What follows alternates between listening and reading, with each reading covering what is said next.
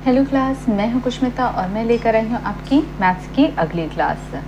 हम रील संबंधित प्रश्न देख रहे थे। आज हम इस क्लास को वाइंड अप करेंगे, इस चैप्टर को वाइंड अप करेंगे और कल से हम नया चैप्टर देखेंगे। ठीक है, तो हमने 40 तक के क्वेश्चन कर लिए थे। आज हम करेंगे क्वेश्चन नंबर 41। उससे पहले मैं आपको बता दूं कि कल जो मैंने CGPSC के जो क्वेश्चन दिए थे उसके सॉल्यूशन आपको आज के डिस्क्रिप्शन बॉक्स के लिंक में मिल जाएगा। ठीक है, तो आ रहा है मज़ा सॉल्व करने में। करते रहिए मेरे साथ सॉल्व और अपनी प्रैक्टिस को स्ट्रॉन्ग करते चलिए। ठीक है, ताकि आपका जितना प्रैक्टिस अच्छा होता जाएगा वैसे ही आपके एग्ज़ाम निकलने की जो संभावना है वो बढ़ते जाएंगे।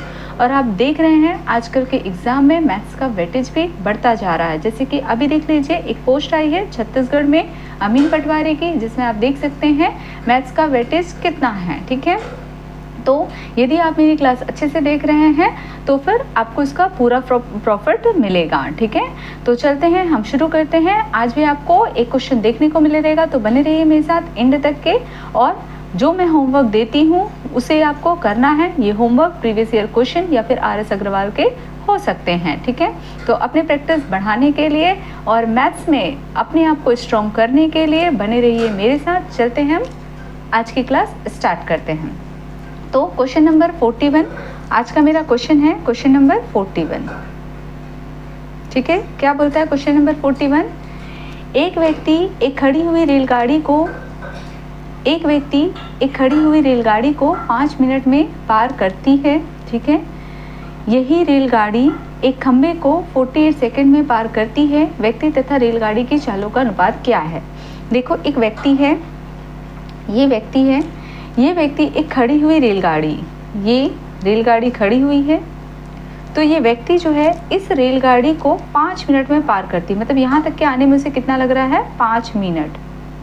और अगर 60 में, अगर इसे मिनट को सेकंड में कन्वर्ट करना है तो हमें क्या करना पड़ेगा? मैंने आपको बताया है 1 मिनट = 60 सेकंड होता है। तो यहाँ पे क्या हो जाएगा? 5 × 60 का मल्टीप्लाई करेंगे तो ये सेकंड में कन्वर्ट हो जाएगा। ठीक है, अब बोलता है यही रेलगाड़ी एक खंबे को 48 सेकंड में पार करती। अब क्या हुआ? ये रेलगाड़ी चलना शुरू कर दी।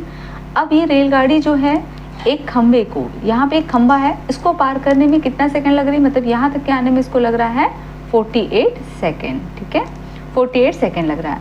तो बोलता है व्यक्ति और रेलगाड़ी के चालों का अनुपात के बीच क्रमशः क्या अनुपात है? मतलब मान लीजिए व्यक्ति की चाल S1 है और इसकी चाल S2 है, तो हमको S1/S2 निकालना है। तो आपको पता है जब व्यक्ति जो है यदि किसी भी लंबी चीज़ों को पार करता है, मतलब कोई खड़ी चीज़ एक लंबी चीज़ों को पार करता है, तो ये खड़ी चीज़ की जो लंबाई होती है वही टोटल डिस्टेंस होती है। ठीक है, तो यहाँ पे हम जानते हैं डिस्टेंस = क्या होता है? टाइम इंटू स्पीड होता है, और स्पीड = होता है डिस्टेंस अपॉन टाइम होता है। ठीक है, यही होता है। तो पहले वाले के लिए व्यक्ति के संदर्भ में देख रहे हैं तो S1 हो जाएगा। डिस्टेंस मेरी क्या होगी? इसकी लंबाई जो कि दी नहीं हुई है, तो हम मान लेते हैं इसकी लंबाई कितनी है? X है। तो डिस्टेंस मेरी क्या आ गई? X आ गई। और समय कितने देर में पार कर रहा है ये? तो ये 5 × 60 सेकेंड। ठीक है, अब हम ले लेते हैं S2 के बारे में। S2 के बारे में क्या बोल रहा है कि ये जो सेकंड वाली मतलब जो रेलगाड़ी है वो इस खंबे को 48 सेकंड में पार करती है। तो डिस्टेंस कितनी होगी?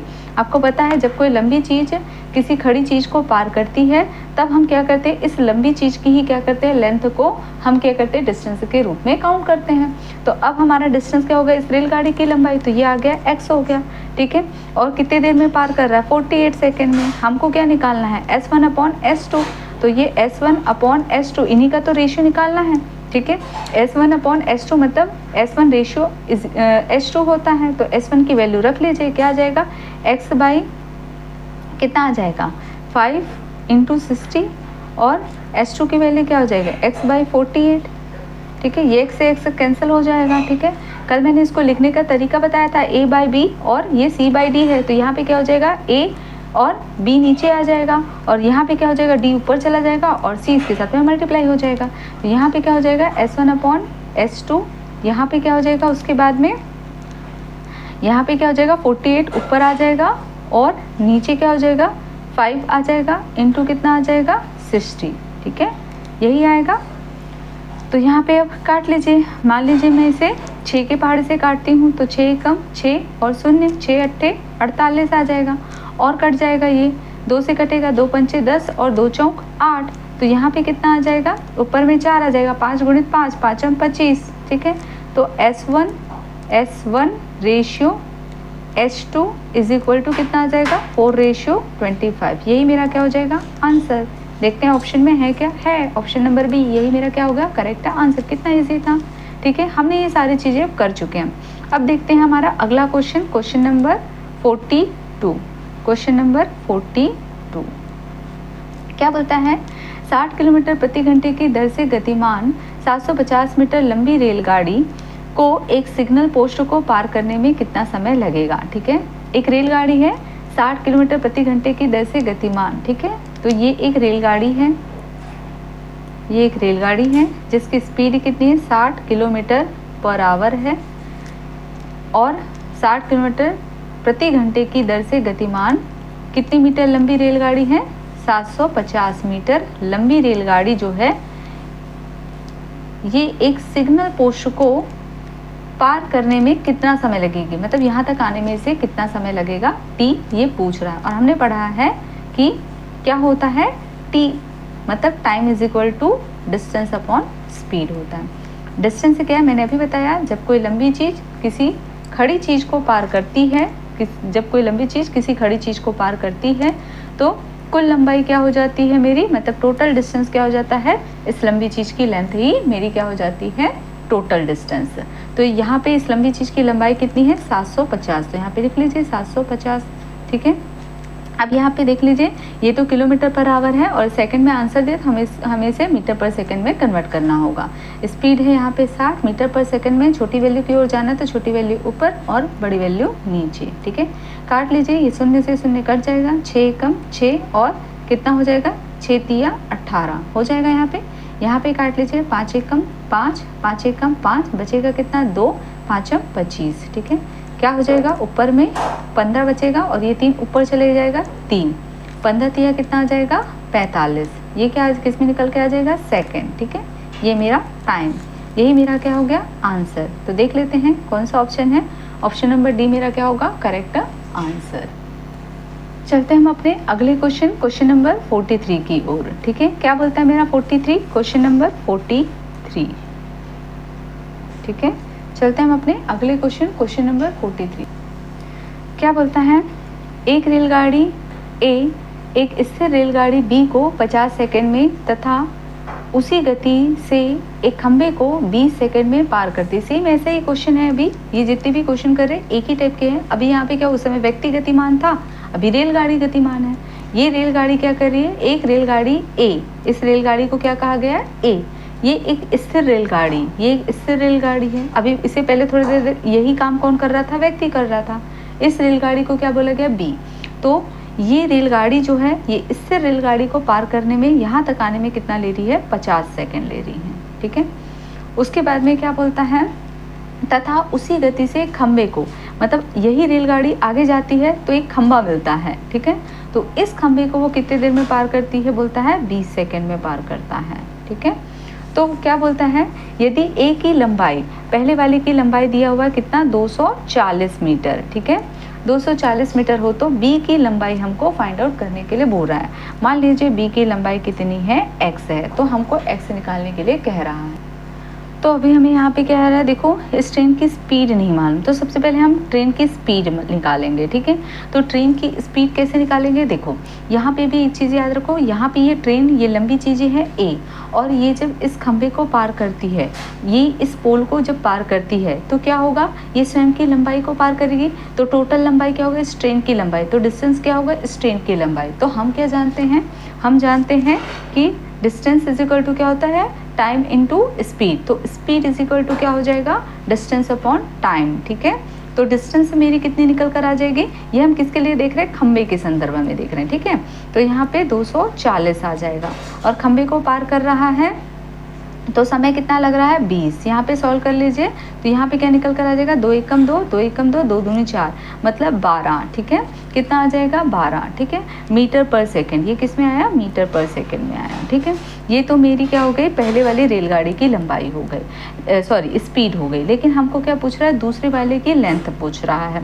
तो देखो जब एक लंबी चीज़ जो है दूसरी लंबी चीज़ों को पार करता है तो कुल लंबाई क्या हो जाता है, दोनों की लंबाई का एडिशन ही कुल लंबाई होता है और यही मेरी डिस्टेंस होती है।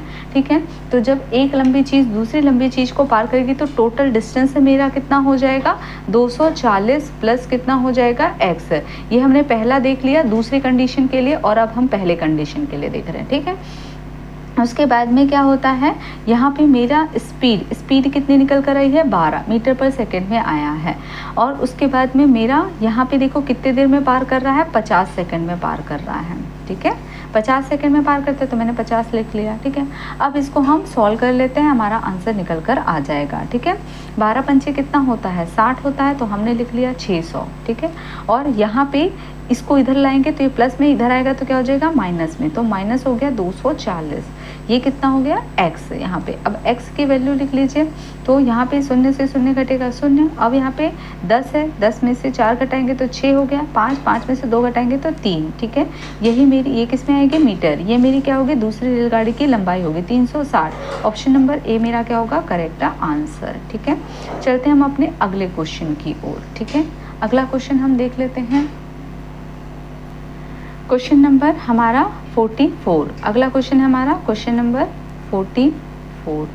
क्वेश्चन नंबर 44 क्या बोलता है, एक 300 मीटर लंबी रेलगाड़ी ने रेलवे लाइन के साथ साथ रेलगाड़ी की ही दिशा में 3 किलोमीटर प्रति घंटे की चाल से जा रही व्यक्ति को, मतलब रेलगाड़ी की दिशा में जा रही सेम डायरेक्शन में जा रही व्यक्ति को 33 सेकंड में पार किया। रेलगाड़ी की चाल कितनी है ये पूछ रहा है। ठीक है, मतलब आप समझिए ये लंबी रेलगाड़ी है जिसकी लंबाई कितनी है 300 मीटर है और ये क्या हो रहा है रेलगाड़ी के डायरेक्शन में जा रही एक व्यक्ति है, उसको पार करने में कितना ले रहा है 33 सेकंड ले रहा है। ठीक है, तो दोनों ही चलायमान है तो दोनों की स्पीड होगी। ठीक है, ये रेलगाड़ी है, ये रेलगाड़ी है जिसकी लंबाई जो है वो 300 मीटर है। ठीक है, ये व्यक्ति है। ठीक है, ये भी चल रहा है, दोनों सेम डायरेक्शन में चल रहे हैं। व्यक्ति की स्पीड दी हुई है 3 किलोमीटर पर आवर दिया हुआ है। ठीक है, और इस व्यक्ति को यहाँ पे मतलब ये चल तो रही है लेकिन ट्रेन ने से किसी न किसी समय पर पार किया, तो पार करने में कितना समय लिया 33 सेकंड लिया, 33 सेकंड लिया उसने। ठीक है, और कहता है क्या बोलता है रेलगाड़ी की चाल कितनी है, इसकी स्पीड पूछ रहा है। मान लीजिए इसकी स्पीड कितनी है s। और हमने पढ़ा है कि हमने क्या पढ़ा हुआ है, हमने पढ़ा है कि टाइम इज इक्वल टू या फिर distance upon time is equal to क्या होता है स्पीड, यानी कि स्पीड इज इक्वल टू क्या हो जाएगा डिस्टेंस अपॉन टाइम हो गया। अब डिस्टेंस क्या होगा केवल रेलगाड़ी की काउंट होगी, अभी मैंने बता दिया कितना है 300 मीटर और कितनी देर में पार कर रहा है 33, तो 33 सेकंड ही मेरा समय हो जाएगा। ठीक है, स्पीड क्या हो जाएगी रेलगाड़ी की चाल माइनस व्यक्ति की चाल। क्यों माइनस किया है, क्योंकि दोनों सेम डायरेक्शन में जा रहे हैं इसलिए माइनस किया है। ठीक है, लेकिन ये किस में दिया हुआ है किलोमीटर पर आवर और ये किस में निकल कर आ रहा है मीटर पर सेकंड, तो इसे भी किलोमीटर पर आवर में अगर कन्वर्ट करना है तो किलोमीटर पर आवर मतलब बड़ी वैल्यू की ओर जा रहे हैं तो बड़ी वैल्यू ऊपर और नीचे छोटी वैल्यू, इसका मल्टीप्लाई कर देंगे। अब काट दीजिए 3 एकम 3 और 0 0, 3 एकम 3, 3 एकम 3, यहाँ पे क्या हो जाएगा 5 एकम 5, 5 दूनी 10 और यहाँ पे 0 आ जाएगा। ठीक है, अब कटेगा क्या नहीं कटेगा, तो यहाँ पे मल्टीप्लाई कर दीजिए 18 गुणे 2 कितना आ जाएगा 36, 0 नीचे आ जाएगा आपका 11। ठीक है, ये किसकी वैल्यू निकल गई s माइनस 3 की, s इधर 3 इधर आएगा तो प्लस हो जाएगा, मैं यहाँ पे लिख देती हूँ। ठीक है, तो यहाँ पे क्या हो जाएगा s हो जाएगा is equal to 360 upon 11 plus कितना हो जाएगा 3। ठीक है, यहाँ पे कितना हो जाएगा देख लीजिए, यहाँ पे कुछ नहीं मतलब एक है, एलसीएम लेंगे तो कितना आ जाएगा 11, 11 एकम 11 मतलब एक बार में गया तो जितने बार में जाता ऊपर मल्टीप्लाई कर देते हैं तो 360 आ जाएगा, प्लस ये कितने बार में जाएगा 1 11 11 11 बार में जाएगा तो 11 को ऊपर मल्टीप्लाई कर दीजिए, 11 3 33 जोड़ लीजिए कितना आ जाएगा 3 और 0 3 आ जाएगा, 6 3 9 हो जाएगा और यहाँ पे 3 यहाँ पे 11 काट दीजिए, कितना आएगा 11 एकम 11, 11 तिया 33, बचेगा क्या 6, 11 पंचे 55, बचेगा क्या 55 में 63 में 55 को घटाएंगे तो कितना बचेगा 8, डिवाइडेड बाय जिससे भाग देते हैं उसी को ही लिखते हैं, तो ये हो गया 11। ठीक है, ये किस में निकल कर आया मेरा किलोमीटर पर आवर। ठीक है, तो एस की वैल्यू मेरी कितनी निकल कर आई, ये स्पीड है, कितनी निकल कर आई 35। ऑप्शन नंबर डी मेरा करेक्ट आंसर है 35। ठीक है, यही आया है 35 सही 8/11 किलोमीटर पर आवर। ठीक है, ऑप्शन नंबर डी मेरा करेक्ट आंसर हो गया। ठीक है, तो चलते हैं हम अपने अगले क्वेश्चन की ओर, क्वेश्चन नंबर 45। ठीक है, क्वेश्चन नंबर 45 देख लेते हैं क्या बोलता है। क्वेश्चन नंबर 45 मेरा, एक 180 मीटर लंबी रेलगाड़ी एक अपने से विपरीत दिशा में चल रही 270 मीटर लंबी रेलगाड़ी को कितना 10.8 सेकंड में पार कर जाती है। यदि पहली रेलगाड़ी की चाल 60 किलोमीटर प्रति घंटा है तो दूसरी रेलगाड़ी की चाल कितनी है। ये आपके लिए होमवर्क है, इस टाइप के क्वेश्चन हमने कर लिए हैं, तो ये आपके होमवर्क है, आपको बनाना है, कमेंट में आंसर देना है और इसके आंसर मैं आपको बताऊंगी कल, जैसे कि हमारा अभी तक के चल रहा है। ठीक है, तो इसे ट्राई करिए, बहुत इंपॉर्टेंट है, इससे आपकी प्रैक्टिस स्ट्रांग होगी। और जिस प्रकार अभी मैथ्स का वेटेज बढ़ रहा है हर एग्ज़ाम में, तो आप जितना प्रैक्टिस करेंगे आपको उतना उसका फ़ायदा मिलेगा। ठीक है, किसी भी एग्ज़ाम को निकालने के लिए।